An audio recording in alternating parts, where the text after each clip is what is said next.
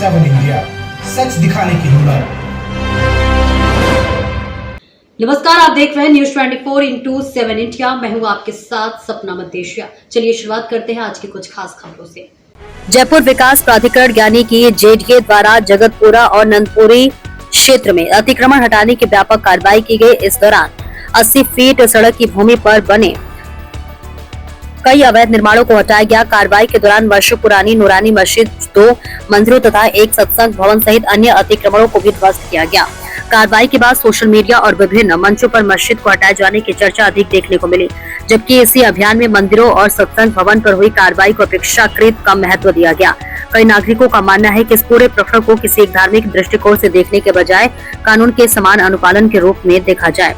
शहरी नियोजन विशेषज्ञों और स्थानीय लोगों के अनुसार यदि सड़क, सार्वजनिक सुविधाओं और भविष्य के विकास कार्यों में बाधा बनने वाले अतिक्रमण को हटाया जाता है तो ये शहर के सुव्यवस्थित विकास की दिशा में महत्वपूर्ण कदम माना जा सकता है।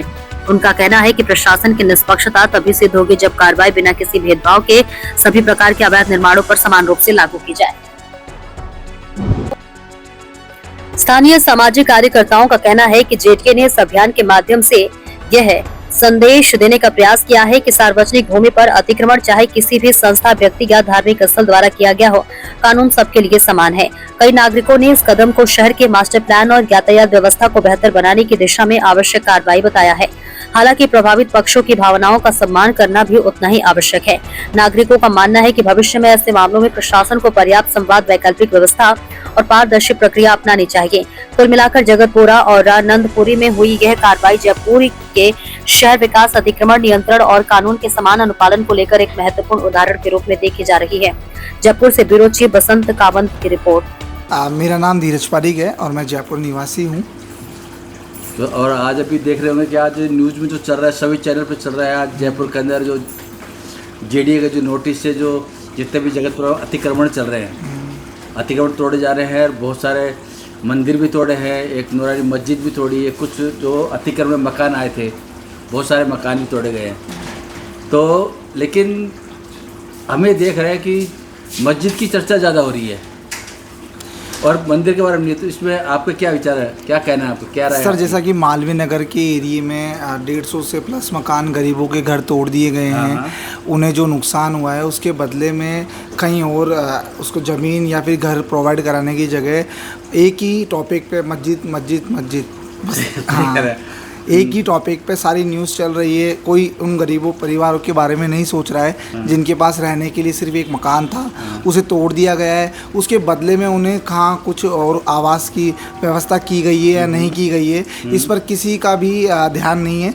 ओनली सिर्फ एक मस्जिद और मंदिर तक ही इनको सीमित कर दिया गया है। जो वहाँ 150-200 परिवार बेघर हुए हैं उनके लिए आवास की कोई व्यवस्था नहीं की गई है। और इसी तरह जयपुर में सीसी रोड और मानसरोवर की तरफ भी कई अतिक्रमण जब हटाए जाते हैं, गरीबों के घर तोड़े जाते हैं, तो सिर्फ मस्जिद मंदिर की ही चर्चा की जाती है, लेकिन उन गरीब परिवारों को आवास नहीं दिया जाता है। उनके जो घर तोड़े गए हैं उनके बदले में उनको कहीं आवास की व्यवस्था कराई जाए। जेडीए जब कहाँ रहता है तब ये वो कब्जा हो रहा होता है या फिर घर बन रहे होते हैं, 3-3 मंजिला घर बन जाते हैं, तब तक जेडीए कहाँ रहता है। जेडीए को अचानक से याद आता है कि रोड चौड़ी होनी है, रोड 80 फीट है, जब ये कब्जा हो रहा होता है, जब जेडीए कहाँ रहता है। नहीं, वो आपकी बात सही है, लेकिन मेरा कहना ये है कि सिर्फ मस्जिद पे ही चर्चा क्यों हो रही है? क्या मस्जिद एक मुद्दा है क्या सबके पास नहीं में? सर, मस्जिद को ही एक मुद्दा नहीं बनाना चाहिए। वहाँ जो गरीबों के घर तोड़े, जो उनको बेघर किया गया, मंदिर भी तोड़े गए, उनके बारे में चर्चा नहीं है। उनके बारे में चर्चा है नहीं, उनको आवास की सुविधा उपलब्ध कराई नहीं जाती है, तो एक ध्यान भटकाने का तरीका है सिर्फ। तो आपकी राय में जो आज जो अतिक्रमण हटाया गया है, सड़कें चौड़ी की जा रही है, रास्ता ये, तो ये जो सरकार ने जो कदम उठाया ये सही है, उचित निर्णय था? या मेरी राय ये है कि सरकार द्वारा जो सड़क चौड़ीकरण की वो जो कार्रवाई की गई है वो अपनी जगह सही है, लेकिन जो बेघर लोग हुए हैं और जो लोग बेघर हुए हैं उनके बारे में ज़्यादा सोचना, विचार करना चाहिए कि उनके लिए कहीं आवास की व्यवस्था की जाए, ना कि सिर्फ एक मस्जिद और मंदिर पे ही मस्जिद पे ध्यान केंद्रित किया जाए। ठीक है, धन्यवाद। ओके।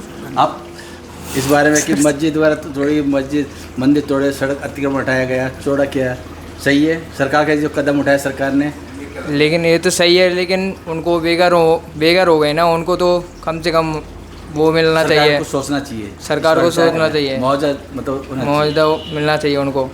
हम तो यही कहना चाहेंगे क्योंकि वो भी तो बेघर हुए हैं। ठीक है, धन्यवाद। 150-200 में। आपका नाम? मनसुख जाटव। ये सरकार ने बहुत गलत किया, इसके लिए गरीब बेघर लोगों के लिए कुछ ना कुछ मुआवजा देना चाहिए। ठीक है, हमारा धन्यवाद। तो ये कहना है। मैं न्यूज़ 24 से बसंत कामत।